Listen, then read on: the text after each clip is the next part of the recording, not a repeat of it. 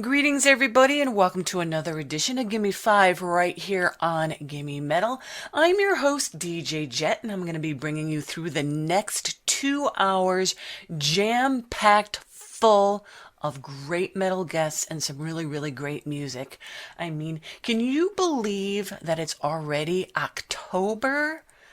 I cannot believe it, but I'm kind of happy to be having this year kind of over with. Granted, the kind of year we've all been given, but I do love this time of year. This time of year is for horror movies and trick-or-treating, and on tonight's show, no tricks, just a bunch of treats, 5 interviews with 5 great metal bands, and we're going to jump right to it with our first guest, Terrance Hobbs of Suffocation.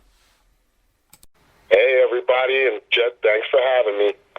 So, Terrance, Suffocation been around for over 3 decades now. So if you can still remember that far back, what were the early days of the band like? Oh, boy, now I gotta, respark that dead brain cell that's been dead for a couple of decades. Actually, all right, well, back in the day, during high school and things like that, of course, here we had these things called Battle of the Bands. So, we had two separate school districts, and it turned out that Frank Mullen actually had came to my school district. So when we were in school together, we became friends, I guess, 10th grade or something like that. And, it's kind of hard to remember back that far exactly when we met because we've been friends for over 30 years now at this point. But, we got together and we were always talking about bands, and of course we had the mutual love for metal. And back then, bands like Celtic Frost, Cryptic Slaughter, Wehrmacht, Exodus, Metallica, Venom, the list goes on and on and on about the old school, hard rock into the thrash, into the heavy metal. And we had that in common.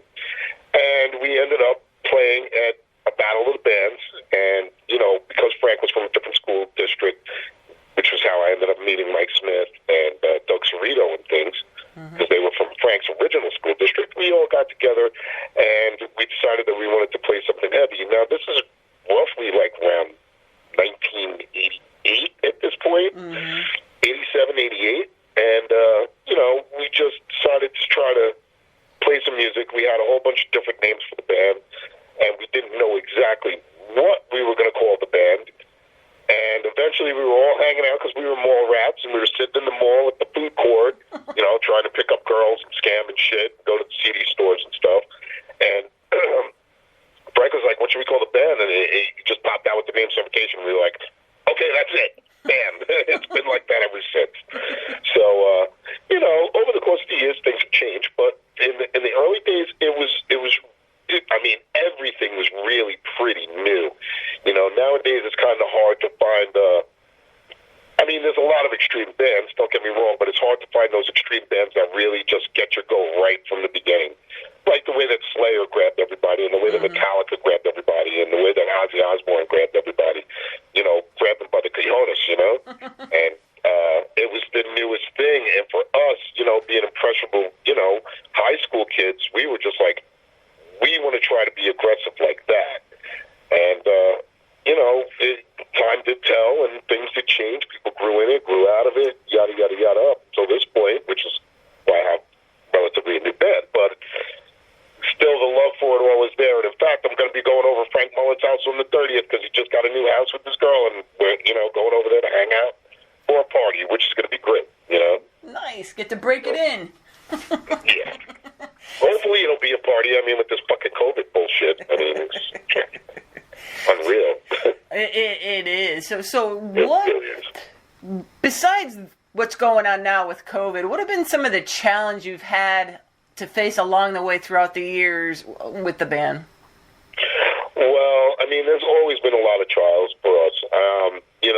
We've gone through record labels like Water. We never really were the kind of band that were very knowledgeable on the music industry in the beginning. So, as most people say, like back in the day, you'd see these people that you idolize on MTV and things like that, and they're saying, get a lawyer, make sure your contract's looked over, yada, yada, yada. Of course, us as a band, we didn't really do that.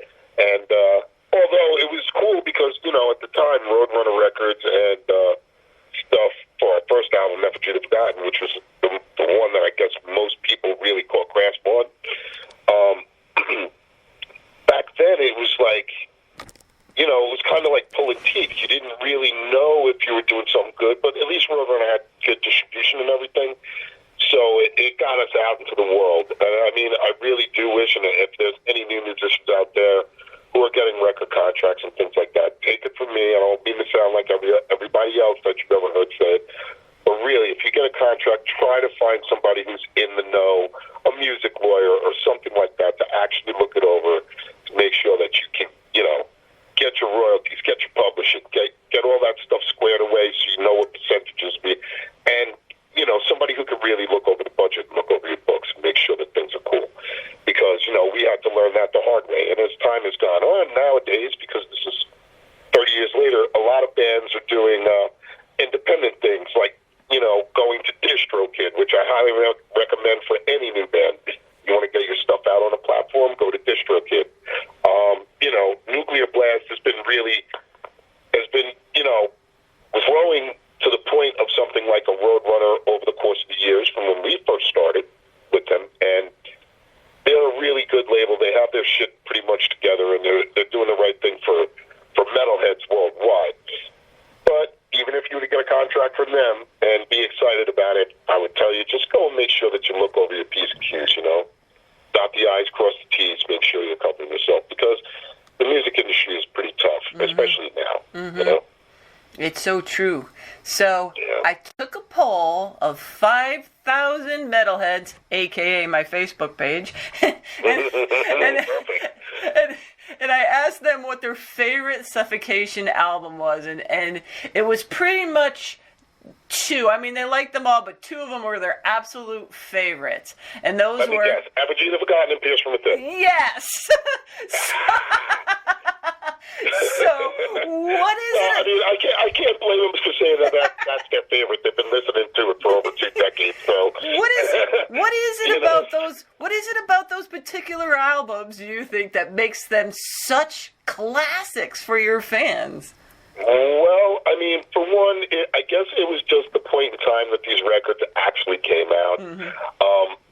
We didn't think anything different. We were just trying to be an aggressive band. We did want to make some things technical and aggressive and things like that, being young, raspy fucking kids, But, I mean, really what made it different was the fact that it wasn't those records, and even our newest one, as much as people would say, oh, this has been triggered and sampled and whatever, all those records were, written together, as a band. So, for a couple of years, I really had to pick up the slack when my band had been changing members. I had to do a lot more writing and things, and for me, that kind of almost makes it a little bit sterile, because there's some things that I feed off of when I get ideas from, let's say, Charlie, or I got ideas from Guy Marché, and they got ideas from me that really made things gel and be unique. And now that the internet is taking over recording, and the recording revolution for digital recording has come into play, I think that things have become more distanced between a lot of people in bands, and things have become very mechanical in the aspect of everybody has to use a computer in order to do it. It wasn't like, when you hit cut and paste, when you cut and paste in a studio back in the day, your tape actually ended up on the ground, and somebody actually had to tape the recording tape so it would still work. And, you really had to really be a band. You had to be a band in order to even get a recording out. And I think that digital technology, or as great as it is, because it is a fantastic fucking thing, has kind of taken the human element out of it, of people working together in a room, sweating it out, having their arguments over parts and getting over it, and doing what you really, really want to do as a band, gelling together with that kind of chemistry. And I think that people noticed it because the productions were well. Like on our second record, Breeding the Spawn, the production was crap.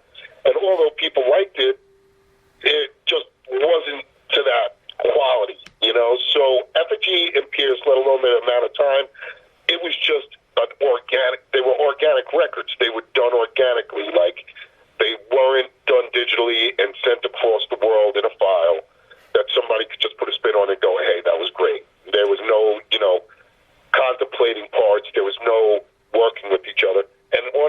being on Breeding the Sport, even all the way up until Despise the Sun, even some of the new ones, we tried to keep that vibe together as far as band, which is why we've had a lot of lineup changes, obviously, because people just didn't get along in the whole working aspect of it on that side.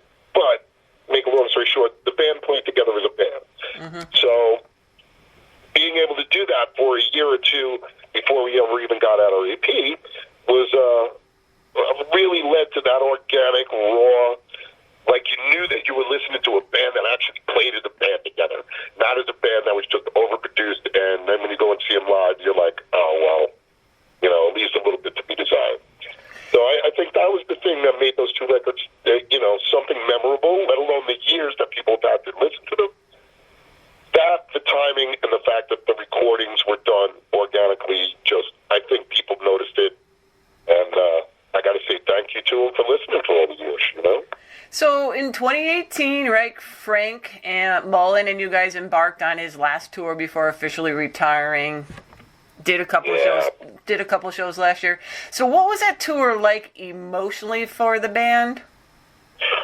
Well, emotionally for the band, we all actually really had a great time, you know? I mean, with the exception of Frank being like, dude, I'm so glad that this is my last tour, but he even had a blast, you know? Right. He just, you know, I think that being as brutal of a vocalist as he was, and, you know, this isn't something he went to, you know, music school for, and knowing, you know, he's got children and, you know, things, and they're growing up now, and, you know, he's got a full-time job for the state, you know, that he, you know, he's been working at so much, and, I mean, the sentiment was definitely clear that he really wanted to leave, and it was a bit somber. But we really did have like a really good time out on the road together.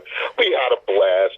We were drinking all the time and funning and joking and, you know, getting drunk till the wee hours. And people were finally able to, you know, be able to hang out with Frank and see him again because, you know, we've been doing so much touring without him. And it was kind of sad. And knowing that this year was going to happen, we were trying to get him to come over to Europe to play a couple of festivals. And then COVID happened. So it just wiped out his last European, you know, say goodbye to the world. And it kind of sucks because it really feels like there's something left undone, you know?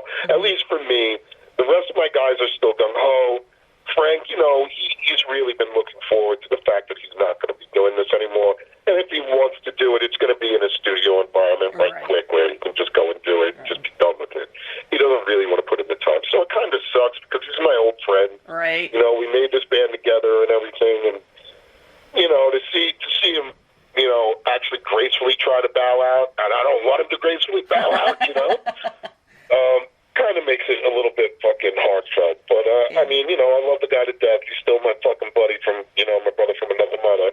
And, you know, I hope to see maybe one day that he can come back, whether or not it's with this band or somebody else, and still live the passion and the things that we had when we were kids. I mean, me, I'm never going to stop. The guys that I have, like Derek, and, you know, especially my young guys who are so driven to fucking kill everything, that it keeps me on my toes, for one, being older, but also, for two, it's just, you know, this is what we really wanted to do. And I think that he feels like he accomplished that. So I can't take nothing away from him. You know, I wish him the best of luck. I'm going to see him soon anyway, just to want to hang out, but, you know, it's kind of sad when you see somebody go, you know what I mean? And not even be able to finish it off and say goodbye to the rest of the world because of a fucking virus, you know? Well, it was a great show, and yeah, it was sad. It was bittersweet, I guess is the word, right? It was. Yeah, that was the right word, you know? Everybody had a great time, and you know, just. Well, seeing you guys in Boston, I had a great time, and then watching your shows, you know, and all these places you went, it was just, I think it was really special for the fans to get to see him one last time, but it's always special when Suffocation comes through anyways. Well, that's the idea, you know, we're trying to keep the ball rolling, you know, we all have these brilliant ideas, we always still want to be aggressive, we love playing our instruments, you know, and, I mean, I think it's different for a vocalist over time, especially somebody like Frank, who really was just blowing his fucking lungs through his vocal cords every day, you know, I think that also had to catch up with them a little bit, and, you know, nobody wants to push somebody to do something they don't want to do. Right. So I mean, it's great for Frank that he feels like he's gotten to that area where it's like, hey, man, I just want my family life and to do what I want to do. You know, he's probably going to retire from his job in a couple of years, which is even more of another retirement. So I think he's got a plan on his own, and I wish him the best with it, you know. So with all this pandemic crap that's been going on, what's the band been up to? I mean, are you writing new music? It must be impossible to make any kind of plans when you don't know what the hell's going on. Yeah, exactly. Like, Jen, I got to tell you, well, I mean, all right, from the point of March 14th when we had to come home, you know, obviously we have a Canadian drummer and the border's still not open to this point. I guess if you have family here or it's an emergency, you could probably get across the border, but for us musicians, it's just not working out that well. So, yeah, I'm sitting here, I'm writing riffs on my own and with my guys as much as possible, you know, just trying to get the studio together.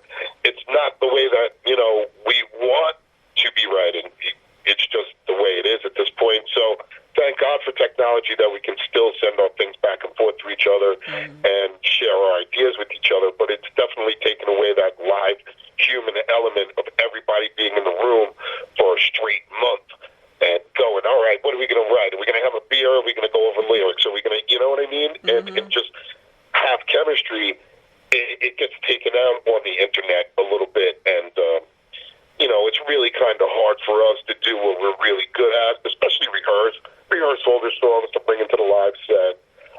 You know, be writing together as a band, because I don't want the next record, which we have a couple of songs already in the works on, I don't want that next record when it comes out for people to look at it and go, man, this was just done digital. Right. You know, Suffocation, the live band, we should have live recordings. It should be real and organic. So it may take us a little bit more time because, you know, we've been separated from our drummer for quite a while now, and my bass player, because my bass player stayed in Germany, you know, with his girlfriend when this whole pandemic hit, up until the point where he could come back home. You know, he had a family emergency, and amongst that, he just had to get back to take care of business, you know. Right. He has rent, you know, things of that nature that he had to deal with, and, you know, to try to do that from across the seas during this kind of time is really hard for him. So he finally just got back out over here, which is a good thing. So I have my whole string section and my vocal section here, but I don't have my drummer, so it's taken us a little bit of time. Maybe but hey, if you guys out there in the you know, radio world, internet world, are in a situation like we are, just try to stick it out and keep a stiff upper lip, because really there's not much we can do about it at this point.